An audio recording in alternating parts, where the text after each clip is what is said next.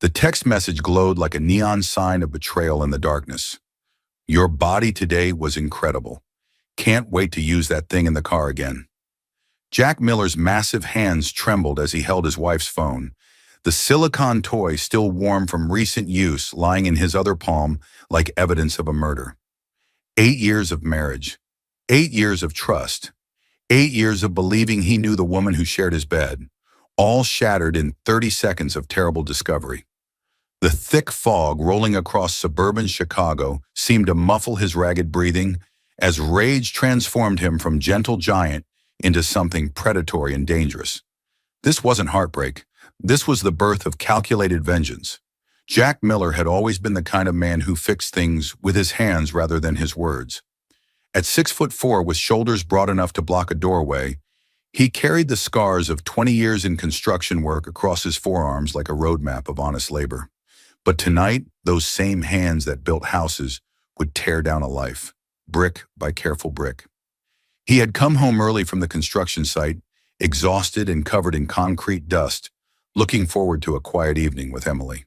The plan was simple: move her pristine white sedan to make room for tomorrow's concrete mixer, grab a beer, maybe watch a movie on the couch like the comfortable married couple they pretended to be.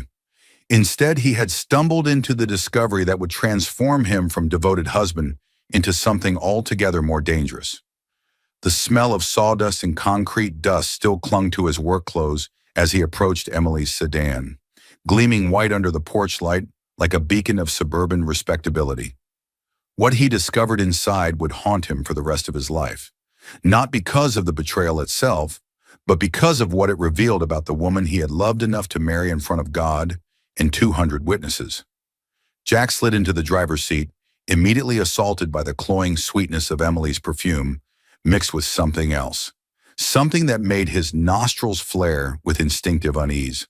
The car felt foreign, contaminated by an energy that spoke of secrets and lies and activities that had nothing to do with the woman who claimed to love him. The leather seats held the imprint of bodies that had writhed here in passion, but not his body, not his passion. As he reached for the insurance papers in the glove compartment, his calloused fingers brushed against something that made his blood freeze in his veins. The object that emerged from behind the registration documents was unmistakably intimate, unmistakably used, and unmistakably not something he had ever seen in his own bedroom. The silicone was still warm, still slick with evidence of recent use, and Jack's stomach lurched as the implications crashed over him like a freight train loaded with betrayal. But it was Emily's forgotten phone that delivered the killing blow. The notification that appeared on the lock screen might as well have been a death certificate for their marriage. Ryan Black. Your body today was incredible. Can't wait to use that thing in the car again. Jack read the message once, twice, 3 times, each reading driving the knife of betrayal deeper into his chest. His vision blurred, not with tears, but with a rage so pure it felt like staring directly into the sun. The gentle giant who coached Little League on weekends and always held doors open for strangers began to die in that moment, replaced by something carved from granite and tempered by fury. The phone revealed more horrors as Jack scrolled through the conversation history with shaking hands. Months of messages, photos that made his throat close with revulsion, detailed descriptions of activities that should have been sacred between husband and wife, but had been shared with a stranger.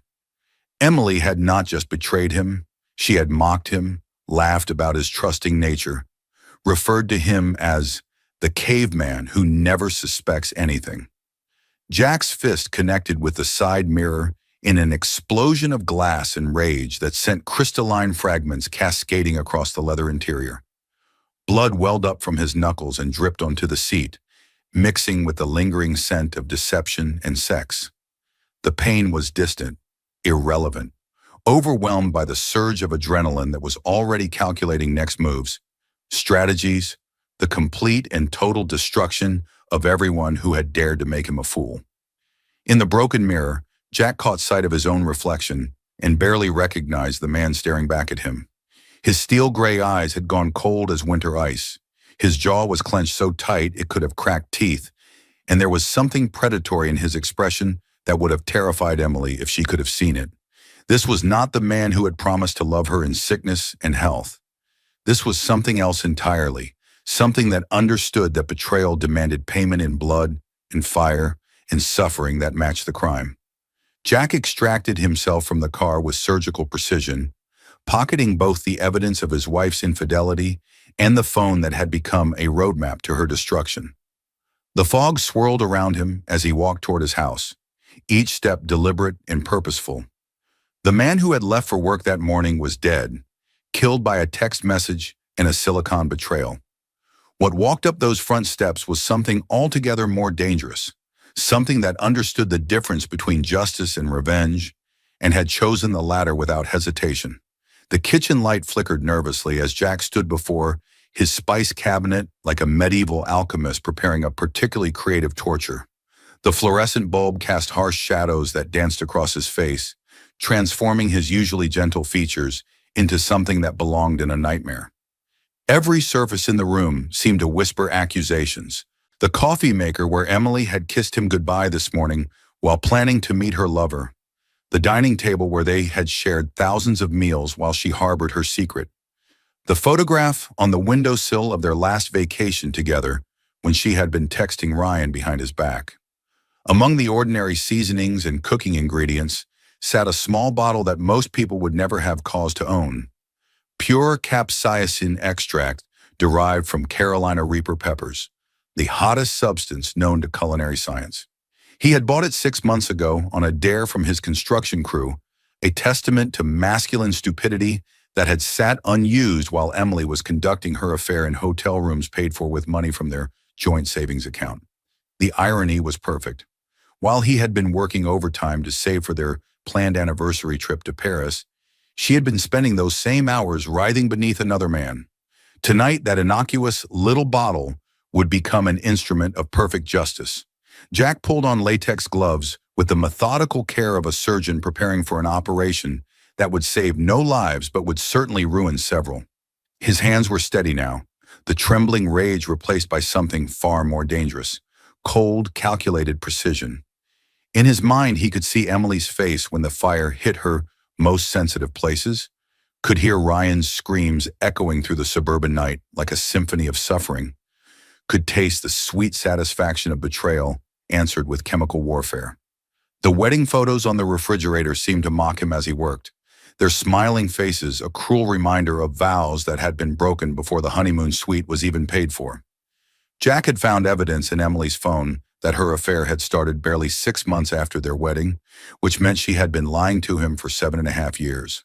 7.5 years of fake smiles and false declarations of love. 7.5 years of playing the devoted wife while spreading her legs for Ryan Black in the backseat of the car Jack had bought her for their second anniversary. The betrayal was so complete, so thorough that it took his breath away. Emily had not just cheated, she had created an entire alternate life filled with lies and deception and moments of intimacy that should have belonged to her husband.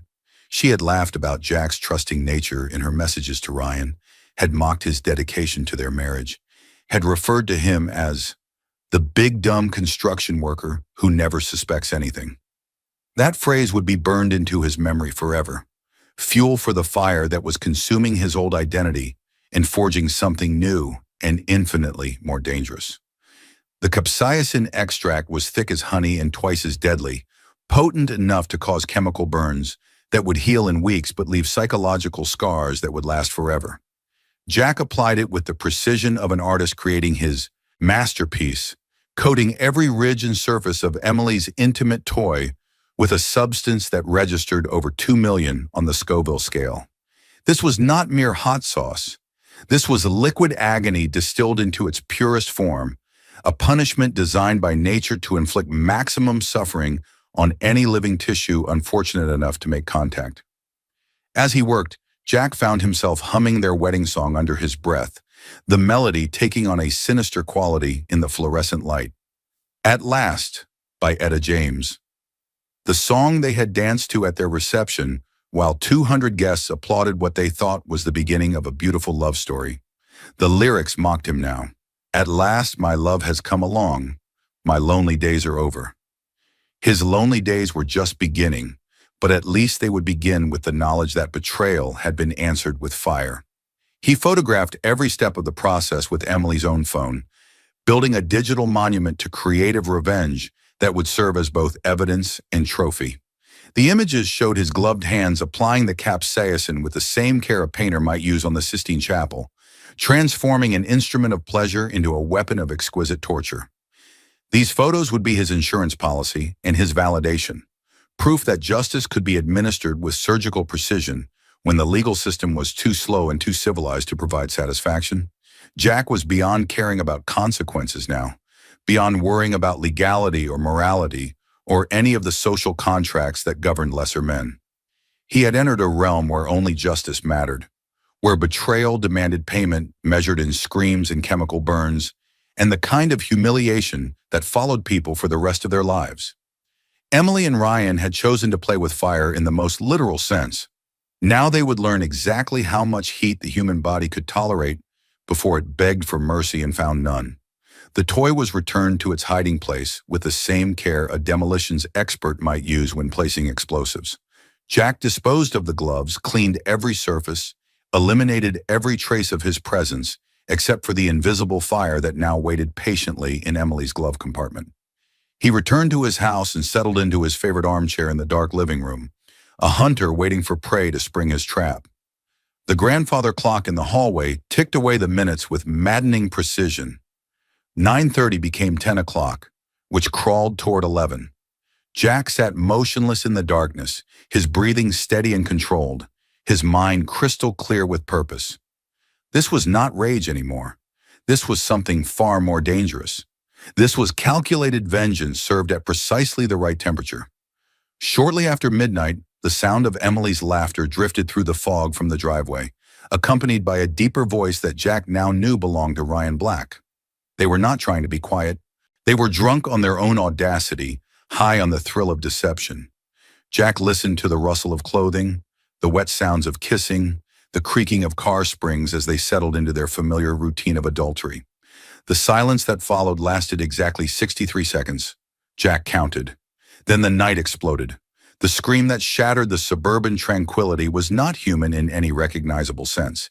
It was the sound of a creature caught in a trap, a primal howl of agony that seemed to shake the very foundations of the neighborhood. It was followed immediately by a second voice, deeper, equally tortured, as Ryan Black discovered that pleasure could transform into unimaginable pain in the span of a heartbeat. Jack rose from his chair with the unhurried grace of a man whose plan was unfolding exactly as intended. He walked to the front door and stepped onto his porch, presenting himself as the concerned neighbor investigating a disturbance. The scene before him was chaos painted in the red and blue lights of approaching emergency vehicles. Ryan Black writhed on the asphalt of the driveway, clutching his groin and gasping like a fish pulled from water. His expensive suit was wrinkled and stained, his carefully maintained executive appearance destroyed by pain that radiated through his body like wildfire. Beside the car, Emily sat doubled over on the passenger seat, her face flushed crimson as she frantically dabbed at herself with tissues that only spread the chemical fire across more sensitive areas. Jack approached with measured steps, his face a mask of concerned innocence that barely concealed the predator beneath.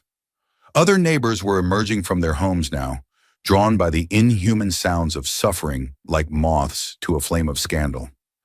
The Johnsons peered over their hedge, their teenage daughter recording everything on her phone with the casual cruelty of her generation. Mrs. Peterson clutched her robe tighter as she whispered urgently into her phone, probably calling her sister to share the gossip before the ambulance even arrived. The college kids from the corner house stood slack-jawed at the spectacle, their party forgotten in favor of real-life drama that would fuel their social media feeds for weeks. "Is everything all right out here?" Jack asked with the perfect tone of a helpful neighbor, though his eyes held depths of satisfaction that bordered on the spiritual. He surveyed the scene before him like a general admiring the aftermath of a perfectly executed battle plan. Ryan Black looked up from the pavement, his face contorted with pain and the dawning recognition of exactly who was responsible for his current predicament. The expensive suit that had made him feel invincible in corporate boardrooms was now wrinkled and stained with sweat and tears.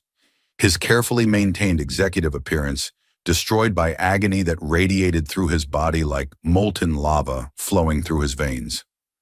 "You!" he gasped, struggling to focus through the chemical torture. "You did this! You psychotic piece of—" Jack reached down and grabbed Ryan by his Italian silk tie, hauling him to his feet with casual strength that made the executive look like a broken marionette. The metal of Emily's car hood dented under the impact as Jack slammed Ryan against it, holding him there with one massive hand while fishing through his jacket pockets with the practiced efficiency of a pickpocket.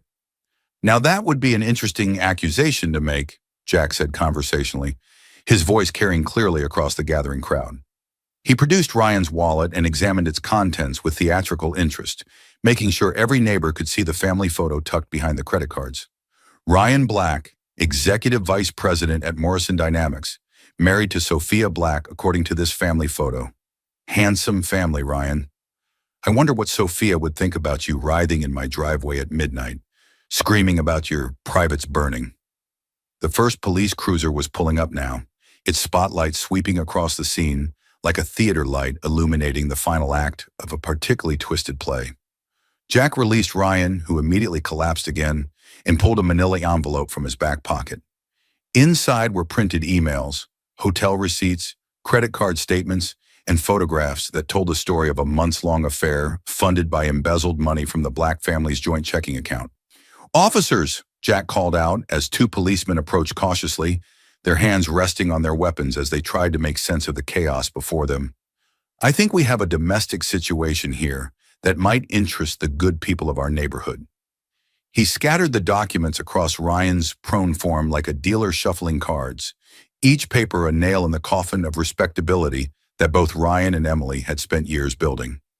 Hotel receipts from the Marriott downtown, charged to Ryan's corporate expense account for client meetings that had lasted well into the night. Email exchanges discussing meeting times and explicit activities that made even the hardened police officers exchange uncomfortable glances. Bank statements showing expensive gifts purchased with family money for someone who was definitely not Mrs. Sophia Black. The crowd of neighbors pressed closer now, their initial shock giving way to the kind of morbid fascination that turns decent people into vultures. Cell phones captured every moment, turning Ryan's humiliation into the kind of viral content that would follow him for the rest of his life. Mrs. Patterson's sister would have this story before the ambulance reached the hospital, and by morning it would be spreading through social media like wildfire. Ryan struggled to his feet, his face now purple with rage and humiliation as much as with capsaicin burn. The pain had receded enough for him to function, but the realization of what this meant for his career, his marriage, and his reputation was just beginning to sink in. He was a man who had built his identity on control and success, and now he was writhing on the pavement in front of his lover's husband while neighbors filmed his destruction. "You have no idea what you've done," Ryan snarled, spittle flying from his lips as he tried to maintain some shred of dignity. "I have lawyers, I have connections, I have enough money to bury you so deep you'll never see daylight again." Jack smiled, the expression so cold and predatory that several neighbors actually stepped backward.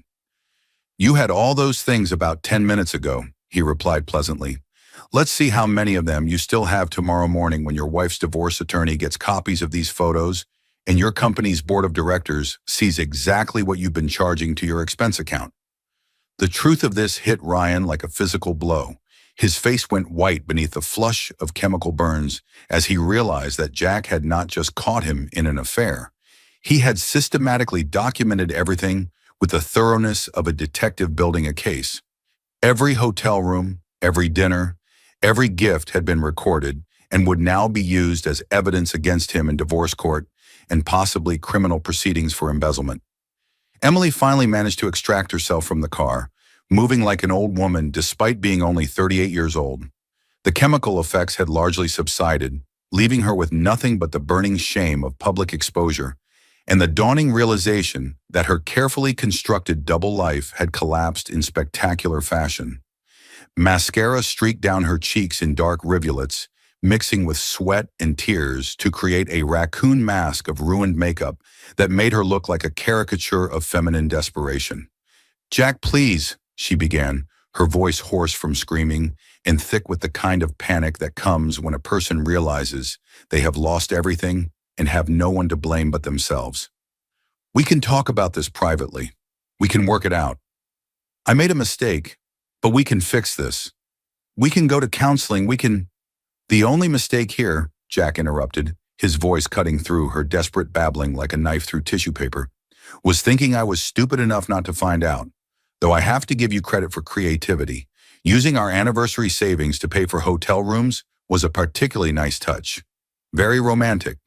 The police were finally close enough to intervene, though they seemed uncertain about exactly what crime they were witnessing.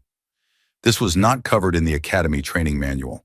A cuckolded husband, chemical weapons disguised as marital aids, and enough evidence of adultery to fill a filing cabinet. The senior officer, a man who had seen everything in his 20-year career, looked at the scattered documents and then at Jack with something approaching professional respect. "Sir," he said carefully, "I think everyone needs to calm down and we'll sort this out at the station." "Actually," Jack replied, his voice carrying the calm authority of a man who had just won a war, "I think I'll be staying right here. This is my house, my property, and my driveway. Mr. Black and my wife are the ones who chose to conduct their business here, and they're the ones who suffered the consequences of that choice. I didn't force them to use that device. I didn't force them to commit adultery, and I certainly didn't force them to do it where God and the neighbors could see." Emily's eyes widened as the implications of Jack's words sank into her chemical-burned brain. She was, technically speaking, guilty of trespassing, adultery, and public indecency. Ryan was guilty of the same charges, plus possible breaking and entering, depending on how the district attorney chose to interpret his presence on Jack's property. The chemical burns they had suffered could be seen as natural consequences of their own actions rather than assault, especially if Jack's lawyer argued that the capsaicin was applied to his own property as a security measure. "You can't do this to us," Emily whispered, her voice barely audible above the noise of departing emergency vehicles and the excited chatter of neighbors who were already crafting the story they would tell for years to come. "I'm your wife." "Were," Jack corrected with the finality of a judge pronouncing sentence. "You were my wife. Past tense.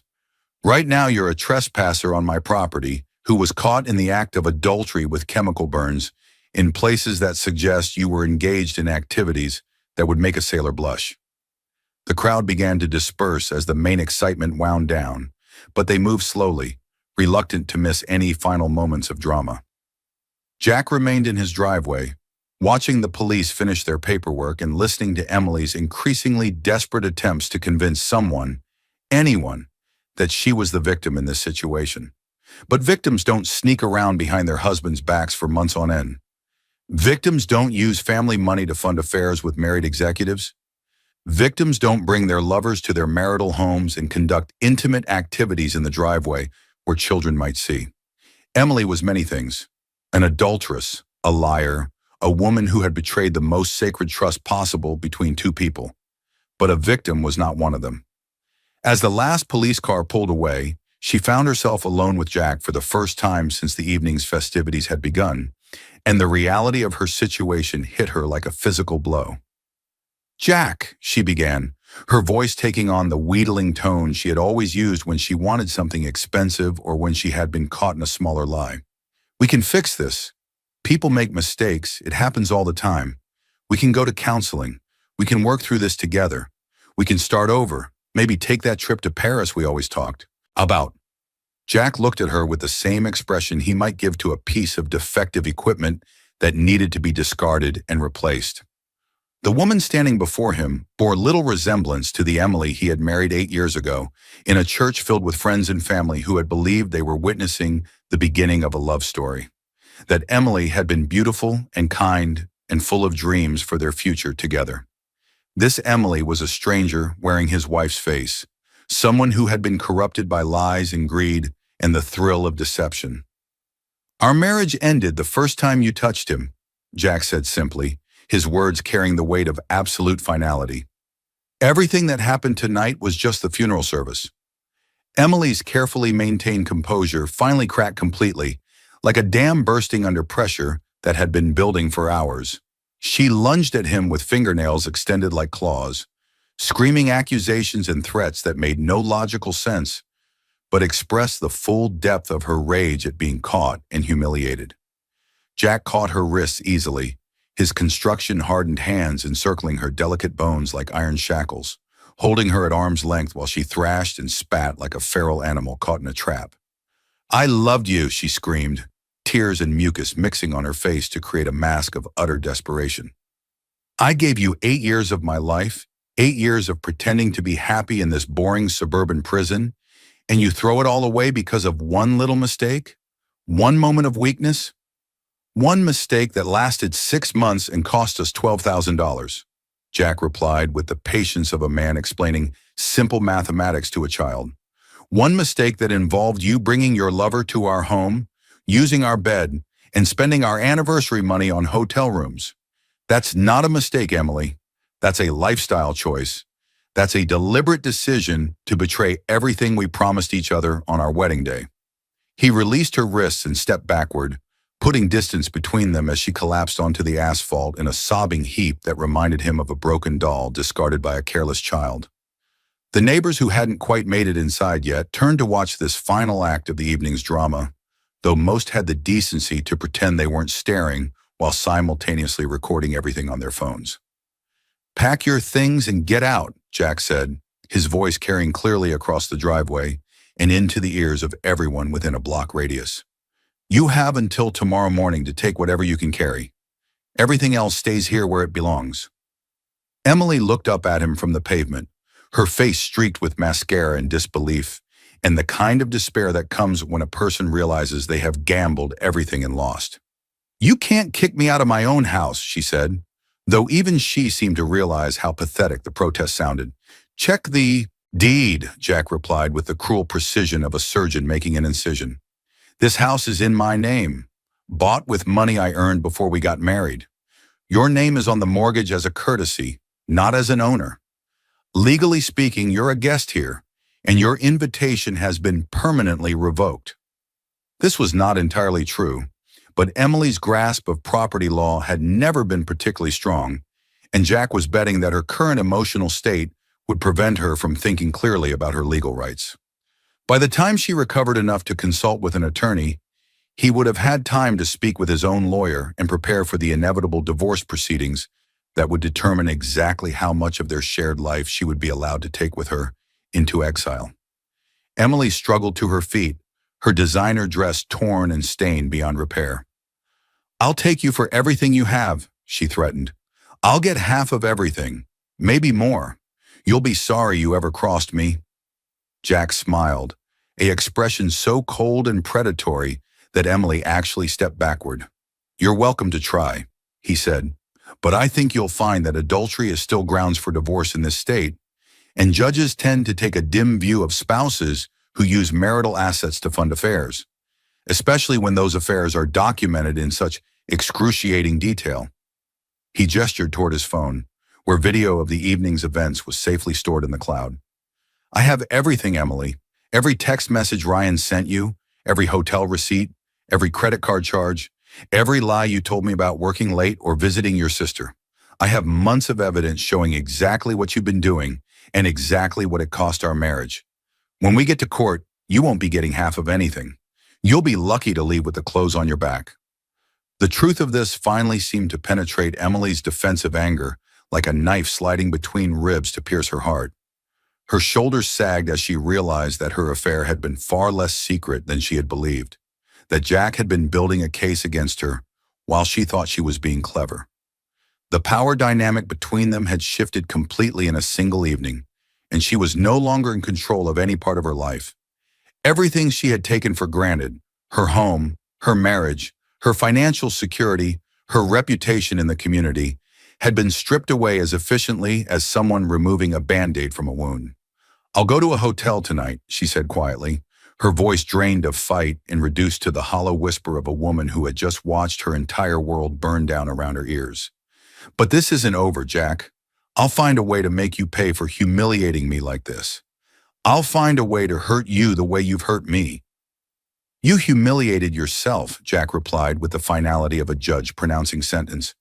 "I just provided the lighting and made sure everyone could see See clearly. You want to know what real humiliation feels like?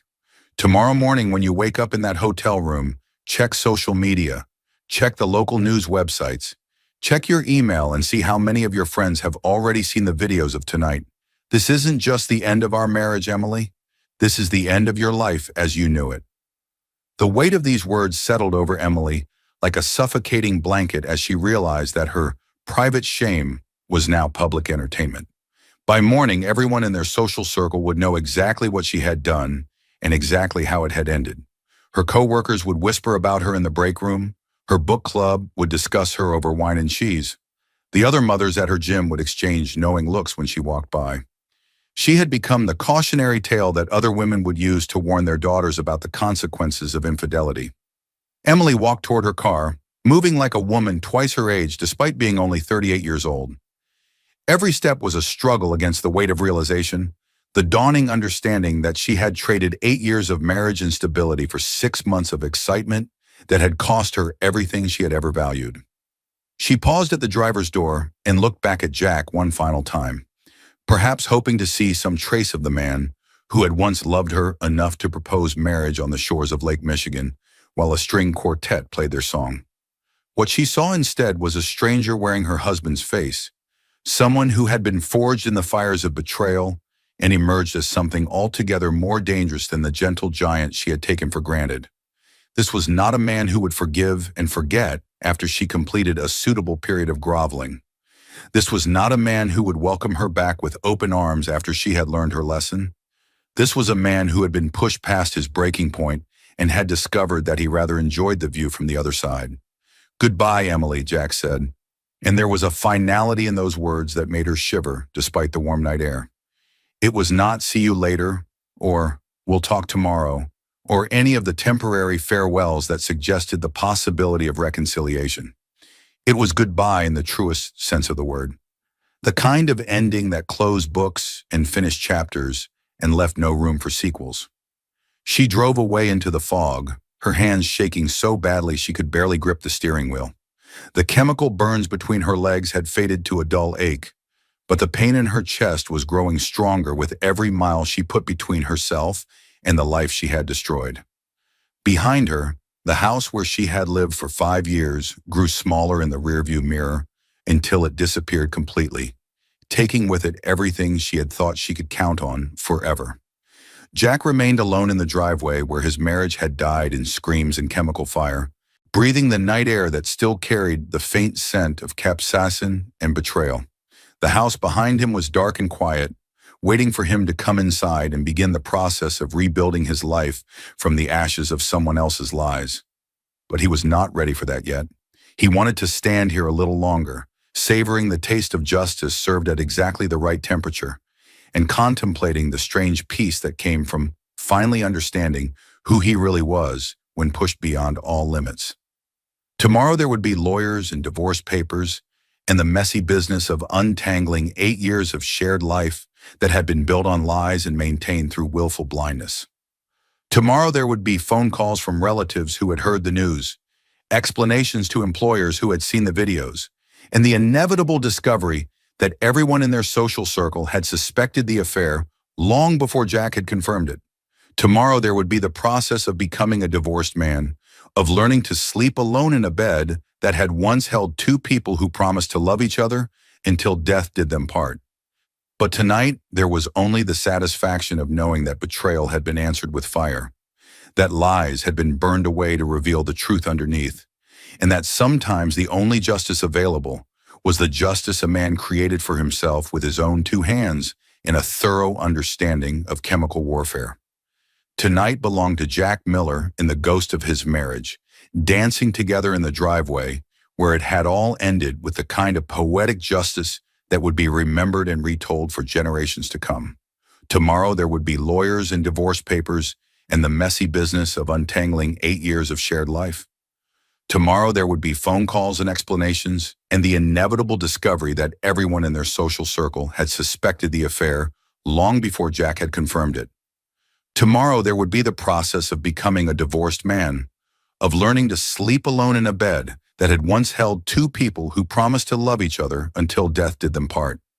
But tonight, There was only the satisfaction of knowing that betrayal had been answered with fire, that lies had been burned away to reveal the truth underneath, and that sometimes the only justice available was the justice a man created for himself with his own two hands and a bottle of liquid vengeance.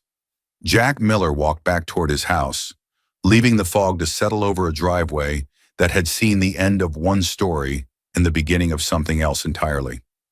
Behind him, the street returned to its suburban quiet, but the silence now carried the weight of scandal that would ripple through the neighborhood for years to come. And somewhere in that silence, mixed with the scent of fog and fading capsaicin, was the ghost of a marriage that had died exactly as it had lived, loudly, messily, and with far more drama than anyone had bargained for. The front door closed behind him with a soft click that sounded like the final punctuation mark on the evening's events. Inside, the house felt different, lighter somehow, as if the weight of deception had been physically lifted from its walls. Jack walked through rooms that were his alone now, past wedding photos that would be gone by morning, past reminders of a life that had been built on lies and maintained through willful blindness. In the kitchen, the bottle of capsaicin extract still sat on the counter where he had left it, a small monument to creative problem-solving and the therapeutic value of appropriate revenge. Jack picked it up and held it to the light, noting that he had barely used a quarter of the bottle's contents. There was enough left for several more applications, should the need arise, but he doubted it would. Word of tonight's events would spread through their social circle faster than wildfire, serving as a warning to anyone else who might be tempted to test Jack Miller's patience. He had drawn a line in the sand with capsaicin and broken bones, and that line would not be crossed again. Jack placed the bottle back in the spice cabinet, nestled between the oregano and the paprika like any other cooking ingredient. To someone who didn't know better, it would look perfectly innocent, but Jack would always know it was there, a reminder of the night he stopped being a victim and started being something else entirely. He turned off the kitchen light and headed upstairs to a bedroom that would never again hold the scent of Emily's perfume or the sound of her breathing in the darkness. Tomorrow he would change the locks, cancel her credit cards, and begin the legal process of erasing her from his life as completely as she had erased their marriage vows from her conscience. But tonight he would sleep alone in a bed that felt like freedom, dreaming of fog and fire, and the perfect symmetry of justice served at exactly the right temperature.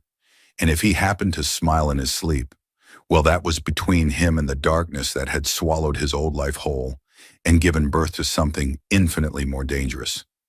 The house settled around him with the contented sigh of a building that had finally had its secrets exposed to the light.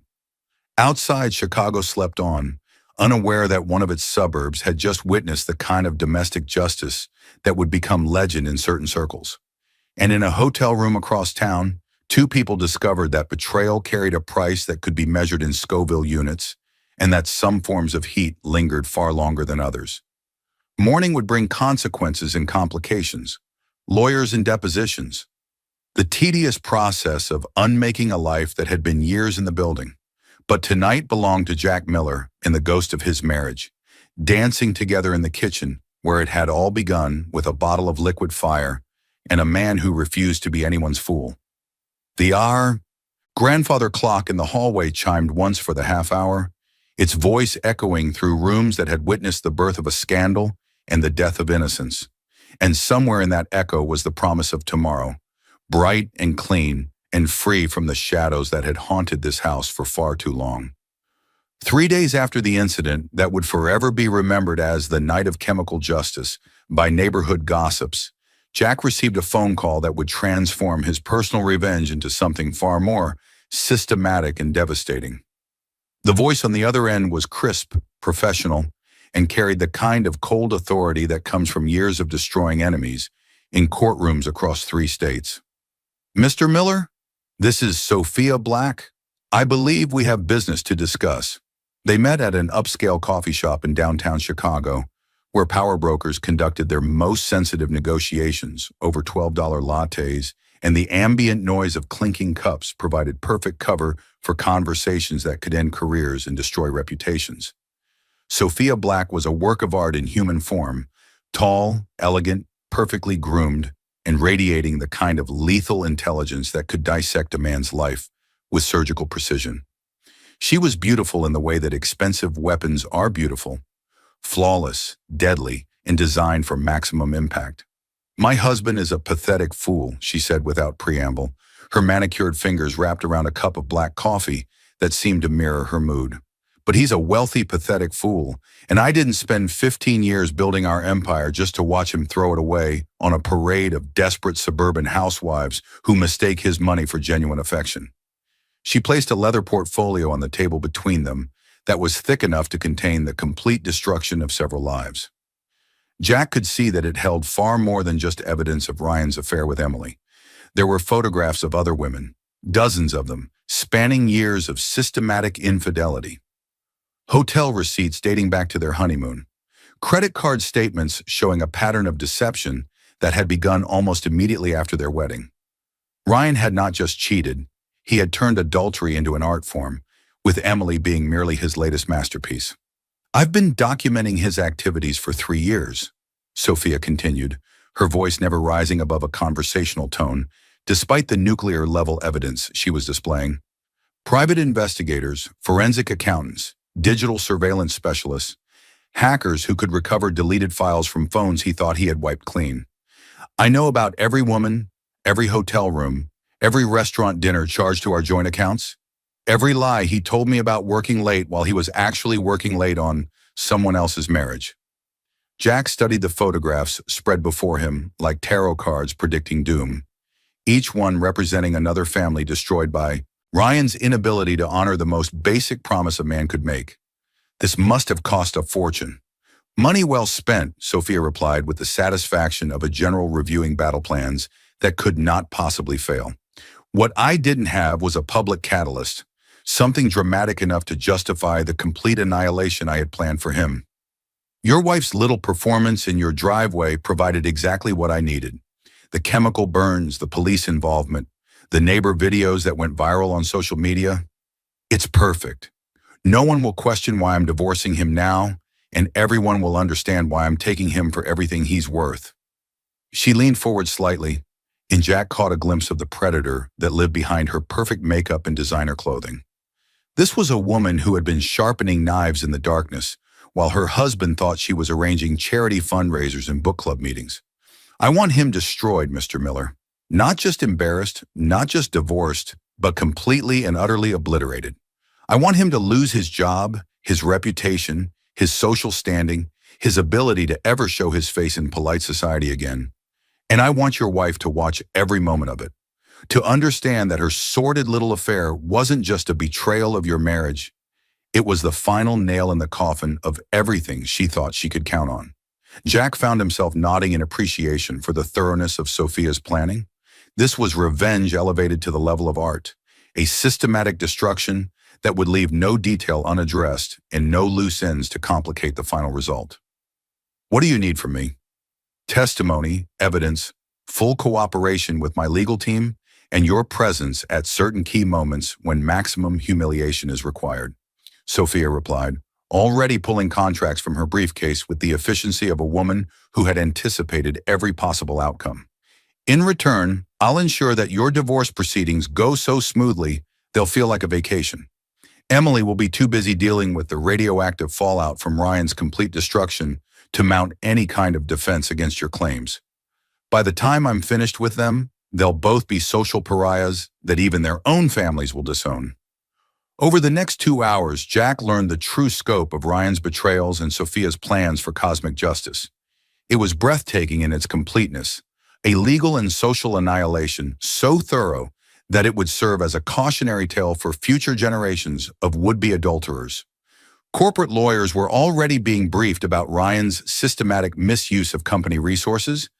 Divorce attorneys were preparing papers that would leave him homeless and penniless, and social media specialists were crafting a campaign of public shame that would ensure his humiliation reached every corner of their interconnected social universe.